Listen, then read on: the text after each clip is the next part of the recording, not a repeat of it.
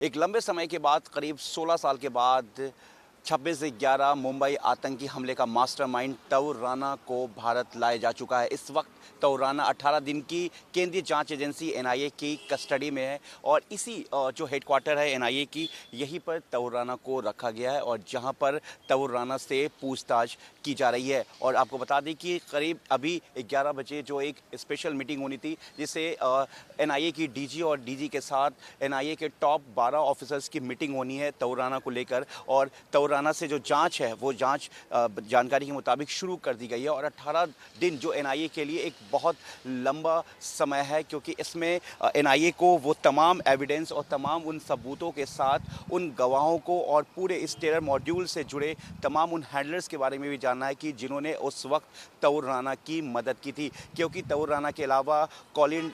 जो हेडली के अलावा जो लश्कर तैयबा का जो मेन चीफ है हाफिज सईद, जो कि इस वक्त पाकिस्तान में, इसके अलावा 5 और लोग जो इंडिया के केंद्रीय जांच एजेंसी एनआईए के वांटेड हैं और एनआईए ने उनके लिए डोजियर भी तैयार कर लिया, जिसमें से 2 की जो पहचान है वो एनआईए के पास नहीं है, लेकिन बाकी तमाम आतंकियों की जो पहचान कर ली गई है और वो इस वक्त वांटेड हैं। इसमें जो तौर राना को जो है जो स्पेशल जो टीम बनाई गई है एनआईए की, वो इस पूरे मामले में एनआईए जो है वो जांच करेगी। और तौर राना को जिस सेल में रखा गया है वो ग्राउंड फ्लोर पे जो है नेशनल एनआईए की जो मेन हेडक्वार्टर यहाँ के ग्राउंड फ्लोर पे रखा गया है, जहाँ पर एक सेल बना हुआ है जिसमें 2 सीसीटीवी कैमरे और पूरे निगरानी के साथ तौर राना को यहाँ पे रखा गया है। और उसकी जो इन्वेस्टिगेशन की जाएगी वो सेल के बगल वाले कमरे में एक बनाया गया है, जहाँ पे इंट्रोगेशन किया जाएगा और इंट्रोगेशन पूरे वीडियो रिकॉर्डिंग के साथ की जाएगी। और हम आपको बता दें कि जिस तरीके से कोर्ट ने 18 दिन की कस्टडी दी है एनआईए को,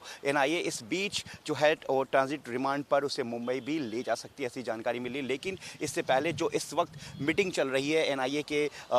हेडक्वार्टर में, जो सोर्सेज के हवाले से जानकारी आई थी कि एनआईए के डीजी जो है इस पूरे मामले की जो एक उन्होंने स्पेशल मीटिंग बुलाई है, किस केस को, इस इन्वेस्टिगेशन को किस तरीके से आगे बढ़ाना है और किन किन पॉइंट्स को लेकर आगे करना है। क्योंकि एनआईए के पास करीब 16 साल का एक लंबा समय है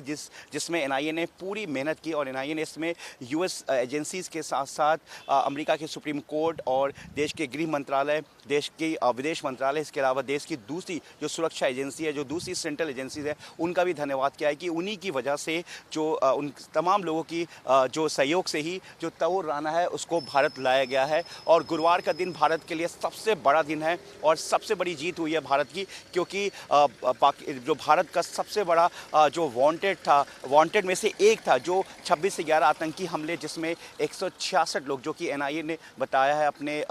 जानकारी में कि 166 लोगों की मौत हुई थी, जिसमें विदेशी मूल के नागरिकों के साथ मुंबई के अधिकारी भी जिसमें शहीद हुए थे। इसके अलावा तकरीबन 238 लोग घायल हुए थे। इन तमाम लोगों का जो गुनहगार है, जिसने इस पूरी आतंकी हमले को एग्जीक्यूट किया था और इसकी साजिश एक लंबे समय से चल रही थी, अब वो गुनहगार इस वक्त देश की सेंट्रल एजेंसी एनआईए के हेडक्वार्टर में है। और यानी कि जो